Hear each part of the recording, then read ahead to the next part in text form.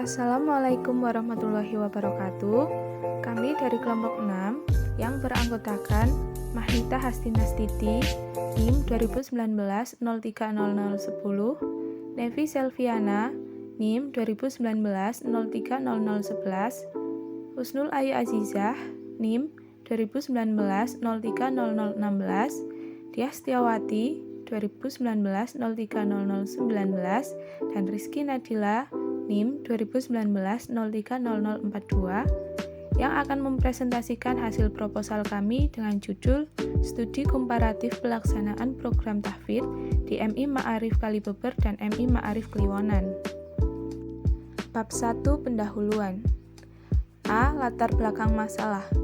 Berdasarkan Peraturan Menteri Agama Republik Indonesia Nomor 13 Tahun 2014 tentang Pendidikan Keagamaan Islam, Bab 1 Pasal 1 menyatakan bahwa pendidikan keagamaan Islam adalah pendidikan yang mempersiapkan peserta didik untuk dapat menjalankan peranan yang menuntut penguasaan pengetahuan tentang ajaran agama Islam dan menjadi ahli ilmu agama Islam dan mengamalkan ajaran agama Islam.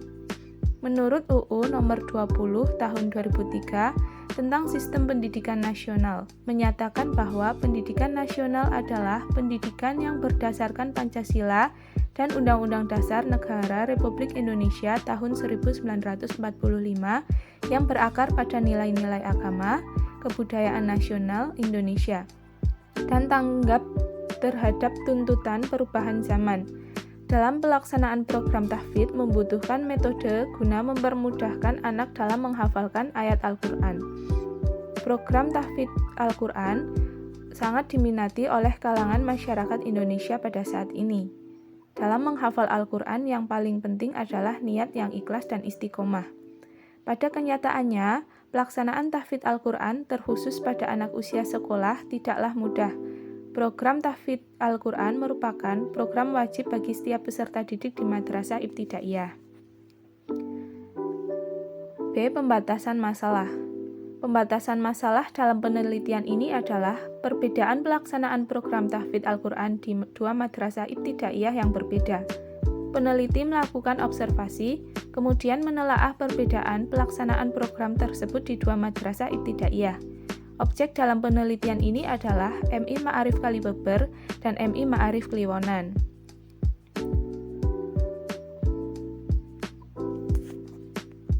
C. Rumusan masalah. 1. Bagaimana pelaksanaan program tahfidz di MI Ma'arif Kalibeber? 2. Bagaimana perbedaan pelaksanaan program tahfidz di MI Ma'arif Kalibeber dan MI Ma'arif Kliwonan? 3. Bagaimana pelaksanaan program tahfidz di MI Ma'arif Kliwonan? 4. Apakah ada perbedaan pelaksanaan program tahfidz di MI Ma'arif Kalibeber dan MI Ma'arif Kliwonan? Kemudian D. Tujuan penelitian. 1. Mendeskripsikan pelaksanaan program tahfidz Al-Quran di MI Ma'arif Kalibeber. 2. Mendeskripsikan pelaksanaan program tahfidz Al-Quran di MI Ma'arif Kliwonan. 3. Mengetahui ada tidaknya perbedaan pelaksanaan program tahfidz di MI Ma'arif Kalibeber dan MI Ma'arif Kliwonan. 4. Menelaah perbedaan pelaksanaan program tahfidz Al-Quran di MI Ma'arif Kalibeber dan MI Kliwonan. Selanjutnya, manfaat penelitian. 1. Memberikan rekomendasi inovasi baru terkait pelaksanaan program tahfidz Al-Quran pada tingkat MI. 2. Memberikan rekomendasi terkait dengan kebijakan program tahfidz Al-Quran di tingkat madrasah ibtidaiyah. 3. Memberikan referensi bagi madrasah ibtidaiyah lainnya dalam pelaksanaan program tahfidz. Bab 2. Kajian teori, pengertian program tahfidz. Secara bahasa, tahfidz Al-Quran terdiri dari dua kata yaitu tahfidz dan Al-Quran. Kata tahfidz artinya menghafal atau memiliki kata dasar yang berasal dari bahasa Arab. Hafiza yahfazu hifzan, yaitu lawan dari lupa atau selalu ingat. Program tahfidz merupakan seperangkat rencana dan pengajaran mengenai kegiatan menghafal semua surat dan ayat yang telah ditentukan untuk mengucapkan dan mengungkapkannya kembali secara lisan. Metode pelaksanaan program tahfidz. 1. Membaca secara cermat ayat-ayat Al-Quran yang telah dihafalkan dengan melihat mushaf secara berulang-ulang. 2. Menyetorkan atau mendengarkan hafalan yang baru dihafal kepada seorang guru. 3. Menghafal sedikit demi sedikit Al-Quran yang telah dibaca secara berulang-ulang. 4. Mendengarkan hafalan kepada orang lain, baik kepada teman maupun kepada jamaah lain. 5.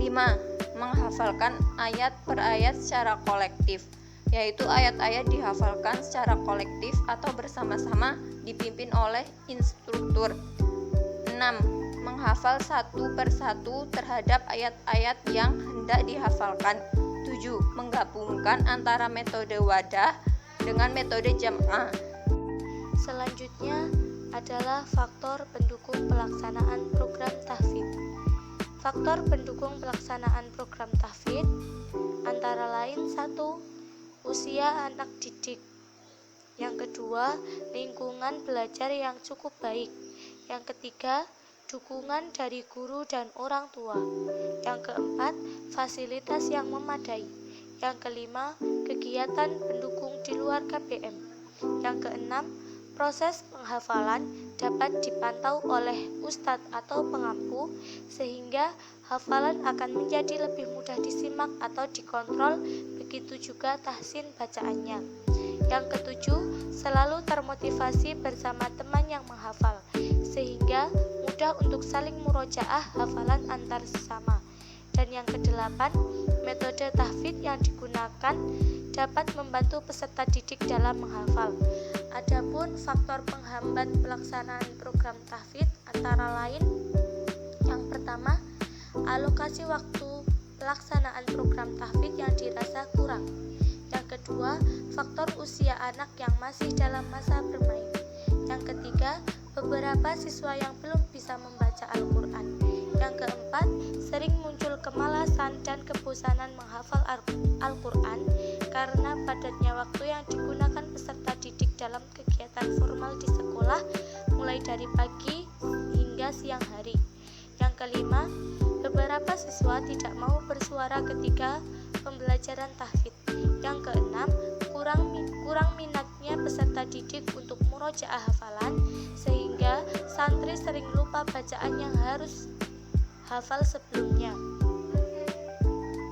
Di samping itu juga karena kemampuan dan semangat belajar yang tidak sama. Yang ketujuh, tidak punya semangat menghafal Al-Quran. Karakteristik siswa madrasah ibtidaiyah. Yang pertama, perkembangan fisik. Perkembangan fisik individu meliputi 4 aspek, yaitu sistem saraf, otot-otot, kelenjar endokrin, dan struktur fisik. Yang kedua, perkembangan psikomotorik. Perkembangan psikomotorik utama yang bersifat universal harus dikuasai oleh setiap individu pada masa bayi atau awal masa kanak-kanaknya, yaitu dengan berjalan dan memegang benda. Karakteristik yang ketiga adalah karakteristik perkembangan akademi. Karakteristik perkembangan akademi ini dijelaskan dengan menggunakan tahap perkembangan kognitif menurut Piaget. Kemampuan akademik berkaitan dengan cara kerja otak.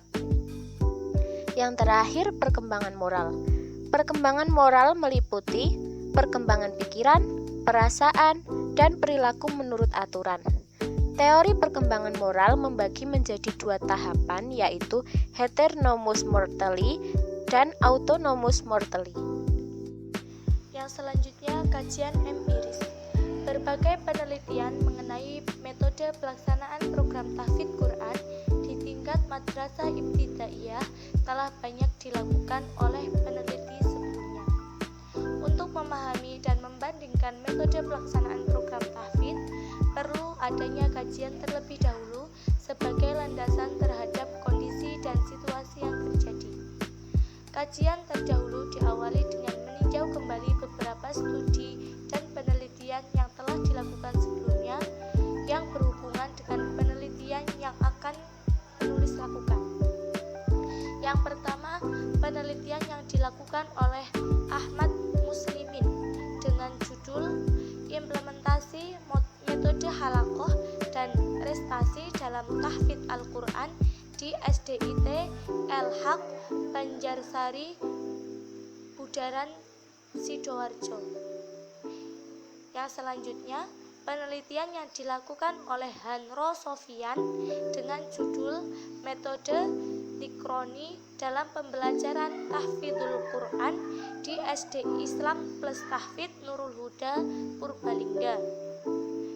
Kemudian penelitian yang dilakukan oleh Ayun Kurota dengan judul Implementasi Metode Talaqi dalam Pembelajaran Tahfidz Al-Quran di SDIT Fajrul Islam Wiradesa Pekalongan.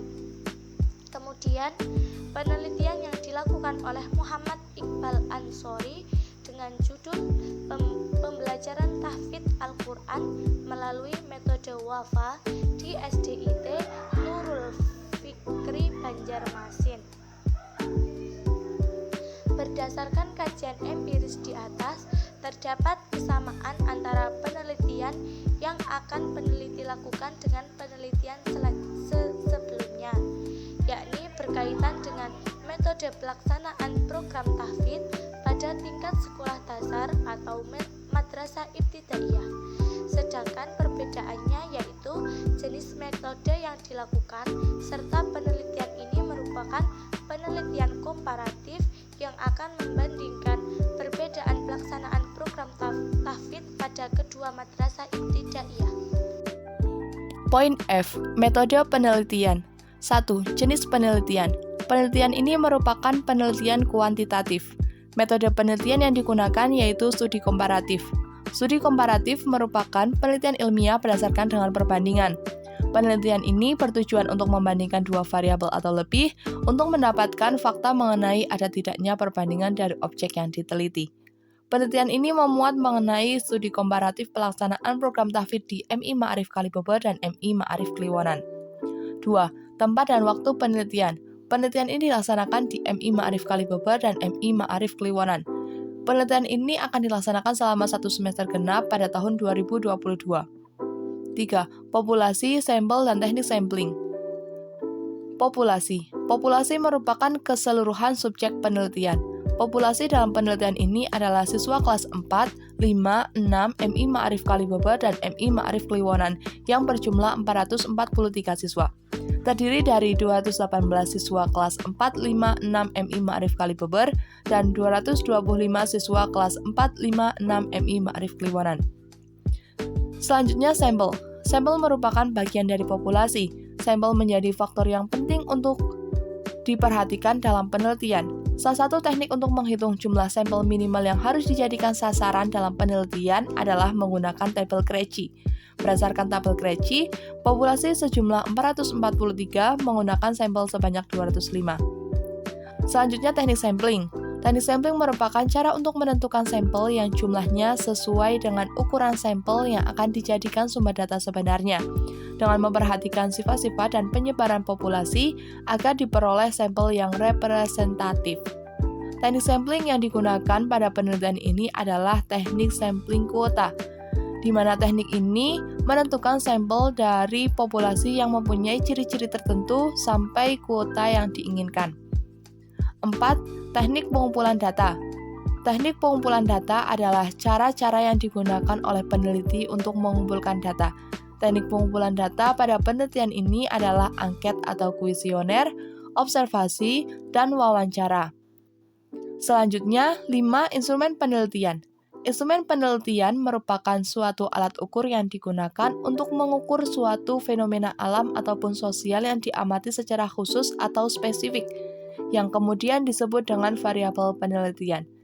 Dalam penelitian ini, peneliti menggunakan beberapa instrumen untuk menggali informasi, seperti kuesioner tertutup, lembar observasi, dan pedoman wawancara. 6. Validitas dan reliabilitas instrumen. Validitas instrumen memuat sejauh mana pengukuran tepat dalam pengukuran apa yang hendak diukur, sedangkan reliabilitas memuat sejauh mana suatu pengukuran dapat dipercaya karena keajekannya.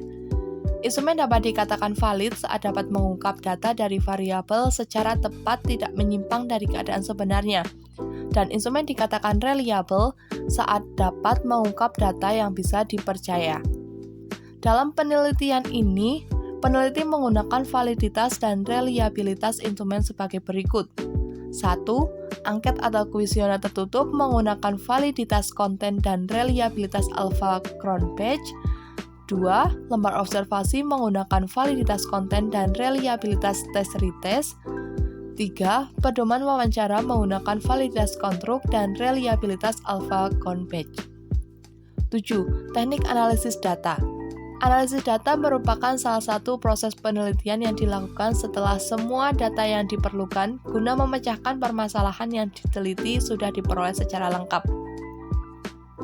Teknik analisis diperlukan bagi seorang peneliti agar penelitiannya mampu memberikan kontribusi yang berarti bagi pemecahan masalah sekaligus hasil tersebut dapat dipertanggungjawabkan secara ilmiah. Penelitian ini merupakan penelitian teknik analisis komparasi. Teknik analisis komparasi adalah teknik analisis statistik yang bertujuan untuk membandingkan antara kondisi dua buah kelompok atau lebih. Jenis data yang digunakan yaitu data kuantitatif.